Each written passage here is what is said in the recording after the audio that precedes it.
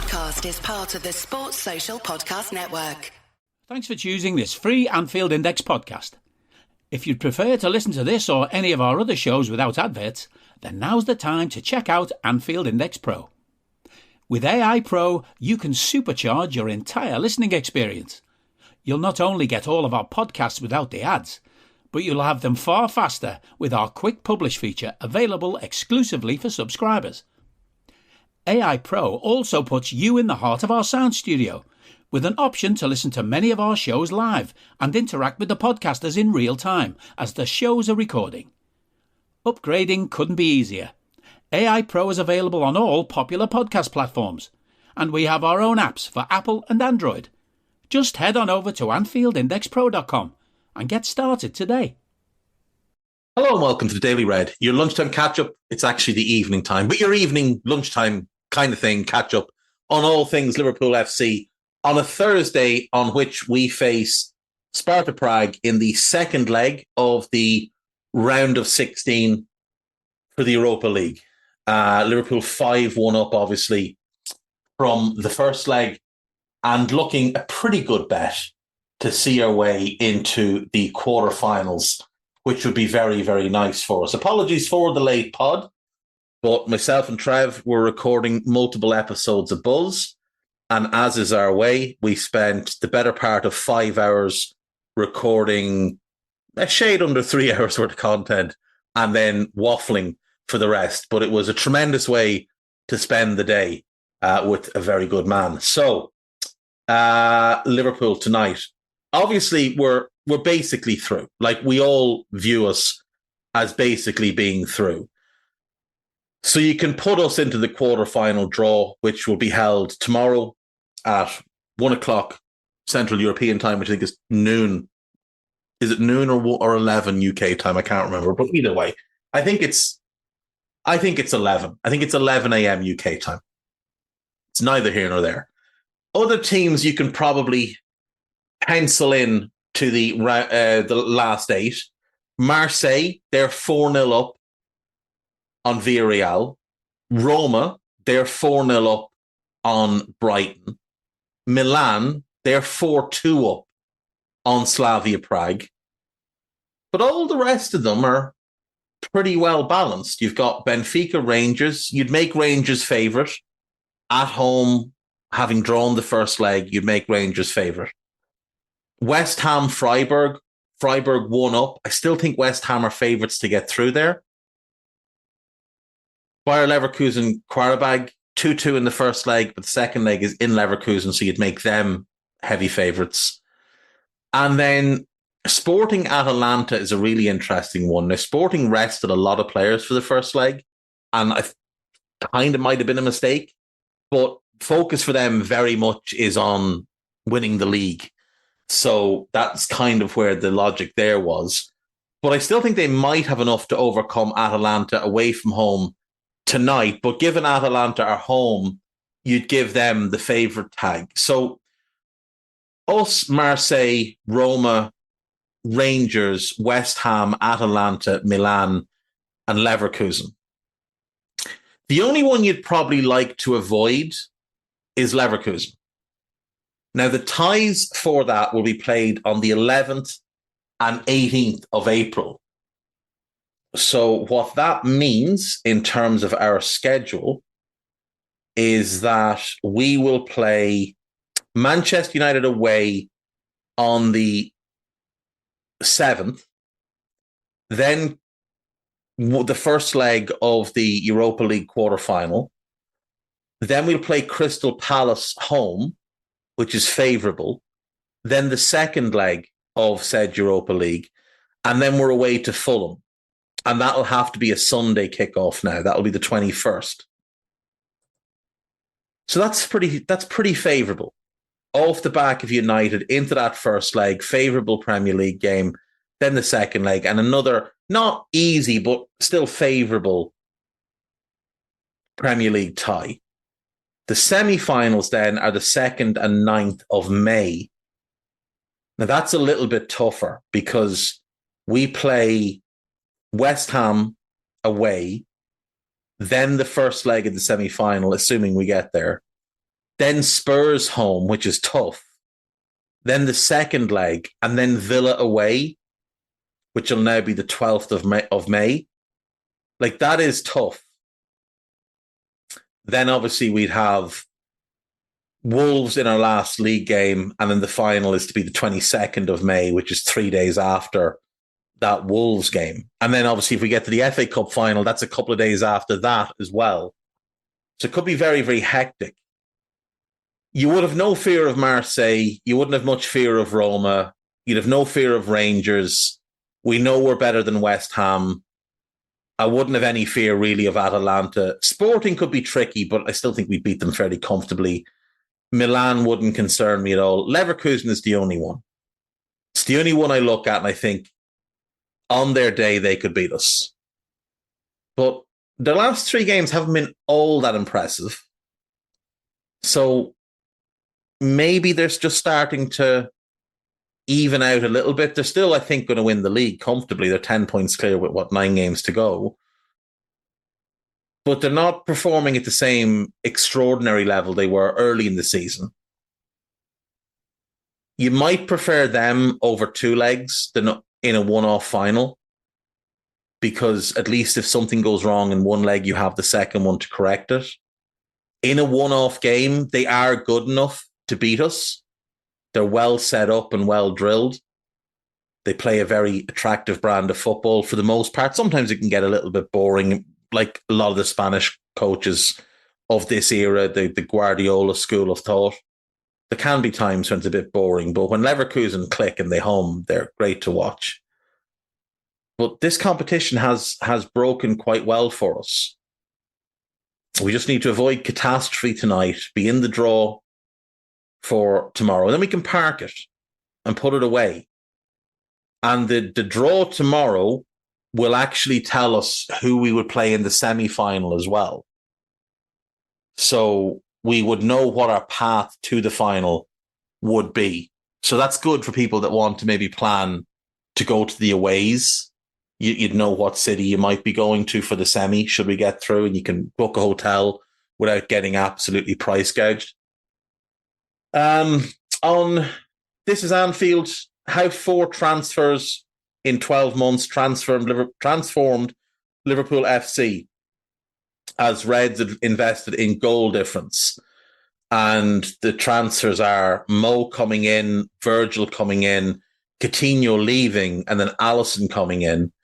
And that, I believe, is from a piece of Josh Williams, an extract from Josh Williams' new book, which is called Data Game, the story of Liverpool FC's analytics revolution. And I believe he might be making an appearance on an Anfield Index podcast in the next little while. Wait and see. But it's certainly something that's been mooted. There's a predicted starting 11 for tonight. We've got a 10 things to know. Ibu has been named. We'll come back to 10 things to know. Ibu has been named in the French squad. That's not ideal. Joe Gomez has been called up to the England squad for the first time since his knee exploded. Paris Saint-Germain have real interest in Luis Diaz.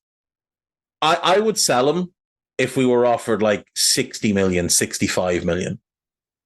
Hey there. Did you know Kroger always gives you savings and rewards on top of our lower than low prices? And when you download the Kroger app, you'll enjoy over $500 in savings every week with digital coupons. And don't forget fuel points to help you save up to $1 per gallon at the pump. Want to save even more? With a Boost membership, you'll get double fuel points and free delivery. So shop and save big at Kroger today.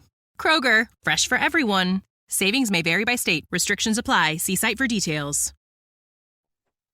Not that I don't like Diaz, I very much do. But with Alonso, with Amorim, they both play the 3-4-2-1. There isn't really a spot in that for Diaz. Now, he could be very good in one of the 2 roles behind the 9. The issue is that Mo and Dominic would likely be the 2 starters in those roles. So if he's happy to be a backup, then fine. I just don't know that he would be. And we would have a bit of a logjam there because you'd have Harvey, Diaz and Gakpo Now, maybe you sell Gakpo, but Harvey would fit into one of those roles as well. Obviously, Jota would fit in as the backup 9 behind Darwin. Alexis +1 in midfield. Endo and Jones, that's really strong as well. We are well set up to move to that shape. We need a couple of additions, but not anything too major. I think the 3 signings, I've said all along, 3 signings, plus replacing anyone that might leave that we, didn't want to leave. So like a Queeveen Kelleher, should he leave, we'd have to replace him. So that would mean 4. But the fee we would get for Queeveen would more than cover the fee for bringing in a replacement. Carter Pinnington, who is a 17-year-old centre-back from our academy, he has been added to our Europa League B list ahead of tonight's game. So big event for him and his young career. I don't watch a ton of academy football, but a couple of people that I follow on Twitter who do watch all the academy games speak very, very highly of him. So if he gets a run tonight, I'm looking forward to seeing that. Hoping to see some Trainiani tonight. I'm wondering, will Nallo, who was on the bench at the weekend, will he get the opportunity to play? Could be a big night for him. I think obviously Jarrell Quansah almost certainly starts, and it wouldn't surprise me if he started next to Joe Gomez at centre-back. 10 things to know. Number 1, bigger Anfield tests lie ahead. Obviously, we've got some big league games coming up and potentially big games in the latter stages of this competition as well. Sporting with nothing to lose. Obviously, they're 5-1 down. They can just afford to go out and just throw caution to the wind. And if they get hammered, they get hammered. But, they might as well have a go. Who's out for Liverpool? Obviously, it's an extensive list. Ibu still out. Gravenberch is back in training, but I'd be stunned if he was ready to even be on the bench. Mo is ready to start. Alisson, Trent, Curtis and Jota are all obviously out, hopefully coming back after the international break or shortly thereafter. Mata, Thiago and Doak, we probably won't see any of them this season. And I have doubts that we see Stefan Bajcetic this season. Predicted Liverpool 11, so he has gone with, or he or she, I didn't know who wrote this. It's Kelleher, Bradley, Quansah, Gomez, Costas. That's pretty strong. Be happy with that. Szoboszlai, McConnell and Clark. Young, but plenty of talent there. Salah, Kumas and Gakpo up front. No, Jayden Dan's obviously still dealing with the concussion, which is such a shame. There's a possible Sparta 11 here as well. Klopp had talks with Edwards, says it's a top appointment. And just, very positive about the whole thing, as everybody should be. Jurgen's incredible European record. It is absolutely bananas how well we've done in Europe under Jurgen. Just getting so deep into competitions and getting to so many finals. Harvey Elliott may well earn a rest at Anfield, but should he start, his admirable record in the Europa League this season will continue. He has played every minute in the competition to date, which is pretty incredible. Only Darwin Núñez and Cody Gakpo have made more appearances than Elliott in all competitions this season, 40 to his 39. Now, obviously, there's variance in minutes between some of them. I'd say Harvey's probably played more minutes than Cody this season. I could be completely wrong about that, but it certainly feels like Harvey has impacted things more than Cody. So I certainly have more memories of Harvey this season than of Cody. We will have a look and see how many minutes they've each played. But Harvey is, in terms of his stamina and his fitness levels, just exceptional. Now, it's the benefit of being 20, endless amounts of energy. But it's been great to see, and he's gotten a lot of valuable minutes under his belt this year, and that will stand him in good stead moving forward. And, he's impacted the game massively from the bench. He's had some really good starts. He has played both in midfield and in attack for us. He's played right side and left side of midfield. I think he's played left side of the attack as well as the obvious right sided role. So versatility is very important there. According to Transfer Market, which is the only thing I could think of to look at for minutes, Harvey's played just over 2,100 minutes this year. And Cody, let me see. Oh, just over 2,200 minutes. So about 100 more. Now, there's others that will have played more minutes than both. It's just these two have been fit along with Darwin all season. Darwin missed 2 games. Cody missed a couple of games after the Spurs away game, didn't he? And Harvey had a couple of games. I don't think he was injured. I just don't think he was selected, or he was on the bench and didn't come on. But there was no injury there at all. So that's quite good. And who's the referee? Arthur Soares Diaz. He refereed our home win over Ajax in September 2022. This is his first outing in the Europa League this season. He refereed 3 Champions League games. Leipzig 1, City 3, Newcastle 1, Newcastle 0, Dortmund 1, and Arsenal 6, Lens 0. So he's refereed English teams in all of his games, which is interesting. And This Is Anfield will, of course, have their live follow-along blog up and running. AnfieldIndex.com, there is a couple of pieces on what Ben Boxek had to say on a recent podcast. Do check those out. There is a piece from what we had to say on the recent Old School, so check that out. David Lynch talking about Jurgen Klopp and Liverpool's future. Glenn Johnson is named as Jurgen Klopp's successor. And then podcast-wise, there is the Old School that came out, I think it was yesterday. It could have been the day before. There is the post-press conference pod, which is Dave Davis talking about what Dominic and Jurgen had to say. There's the latest Media Matters, which is Dave Davis and Ben Boxak. Stat me up. There's a new Scouted, myself and Carl, looking ahead to the United game at the weekend. Obviously, it had to be recorded before this game because Carl is away on the holiday, but if stuff is out of date, I do apologise. And then there's a new Money Talks, which is must listen. It's Mo Chatra, joined by Greg Cordell, take an in-depth look at Liverpool's recently published accounts. So do check that and all the other stuff out and take care of yourselves. I will see you tomorrow. I will not be on Raw tonight, but you will be in the capable hands of Trev, Guy, and I want to say Jim Boardman, but I'm not 1,000% sure. But it's definitely Trev and it's definitely Guy. So give that a listen. Take care. Bye-bye. We hope you enjoyed listening to this Anfield Index show. Please be sure to subscribe to our channel so future podcasts find their way to your device automatically. There's nothing quite like fan engagement, and we'd love to know what you think of anything discussed on this show. The best way to get in touch is over on our free Discord community, where both podcasters and listeners debate the hottest LFC topics 24/7. Sign up free now at AnfieldIndex.com/Discord. You won't regret it. You can also follow us on Twitter at Anfield Index and find us on Facebook by searching for Anfield Index.